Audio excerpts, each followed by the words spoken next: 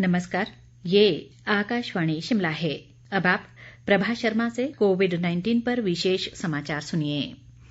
मुख्यमंत्री जयराम ठाकुर ने कहा है कि प्रदेश सरकार हर परिस्थिति में राज्य के विकास के लिए प्रतिबद्ध है।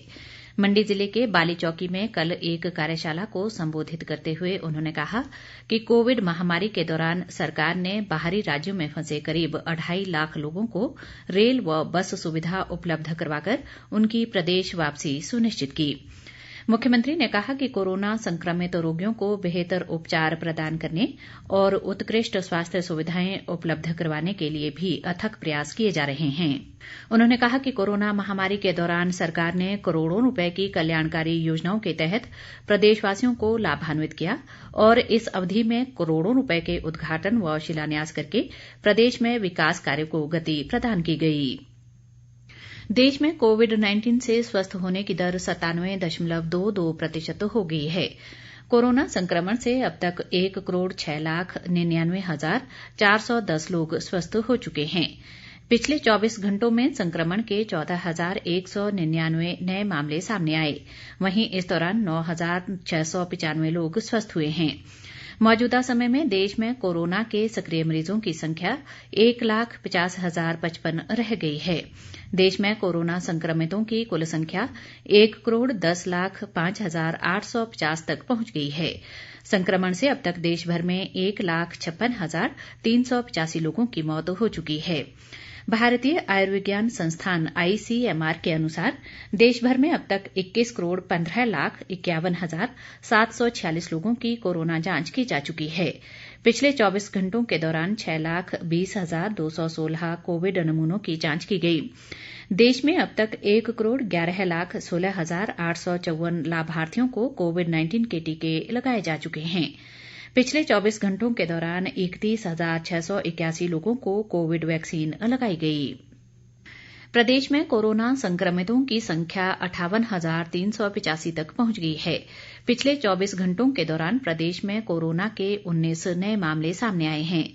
7 जिलों में कोरोना के कोई नया मामला उजागर नहीं हुआ। कांगड़ा व शिमला में 6-6, ऊना व सिरमौर में 3-3 और चंबा में 1 नया मामला शामिल है। इस दौरान 36 लोग स्वस्थ भी हुए हैं।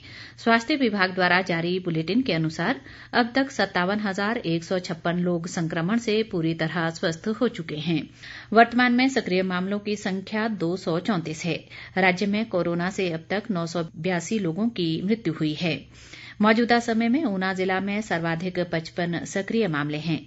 इसी तरह कांगड़ा में 51, सिरमौर में 25, सोलन में 22, मंडी में 21, शिमला में 20, बिलासपुर में 17, कुल्लू में 10, हमीरपुर में 6, किन्नौर में 4 और चंबा में 3 कोरोना रोगी उपचाराधीन हैं। केंद्र सरकार ने कोविड मरीजों में प्रतिदिन बढ़ोतरी का सामना कर रहे राज्यों को सलाह दी है कि वे संबंधित जिलों में कड़ी और व्यापक निगरानी के साथ साथ कठोर नियंत्रण के लिए फिर से ध्यान केंद्रित करें।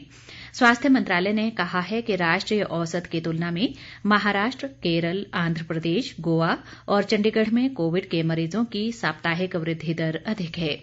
कोविड महामारी को रोकने के लिए केंद्र सरकार ने राज्यों को RT-PCR जांच का अनुपात बढ़ाने और रैपिड एंटीजन टेस्ट में नकारात्मक रिपोर्ट वाले लोगों की फिर से RT-PCR जांच कराने के लिए कहा है। राज्यों को कोरोना के नए स्वरूप पर नियमित रूप से निगरानी रखने के साथ साथ कोविड मामलों के बढ़ते समूह पर नजर रखने की सलाह भी दी गई है। केरल में पिछले 4 हफ्तों में प्रति सप्ताह कोविड मामलों की संख्या औसतन 34,800 से 42,000 के बीच रही है। महाराष्ट्र में कोविड के साप्ताहिक मामलों में वृद्धि 18,200 से 21,300 के बीच देखने में आई, जबकि संक्रमण की साप्ताहिक दर 4.7% से बढ़कर 8% हो गई है। भारत ने कोविड महामारी को देखते हुए कोविड टीके के 13 बॉक्स मंगोलिया भेजे हैं। ये टीके मुंबई के छत्रपति शिवाजी महाराज अंतर्राष्ट्रीय हवाई अड्डे से कल मंगोलिया भेजे गए। इस बीच विदेश मंत्री सुब्रमण्यम जयशंकर ने बताया है कि दुनिया भर में 25 देश अब तक भारत में निर्मित टीके प्राप्त कर चुके हैं। आने वाले दिनों में 49 और देशों को इनकी आपूर्ति की जाएगी। इनमें यूरोप, लैटिन अमेरिका और कैरेबियन देशों से लेकर अफ्रीका, दक्षिण पूर्व एशिया और प्रशांत द्वीप समूह के देश शामिल हैं। इसी के साथ ये समाचार बुलेटिन समाप्त हुआ। नमस्कार।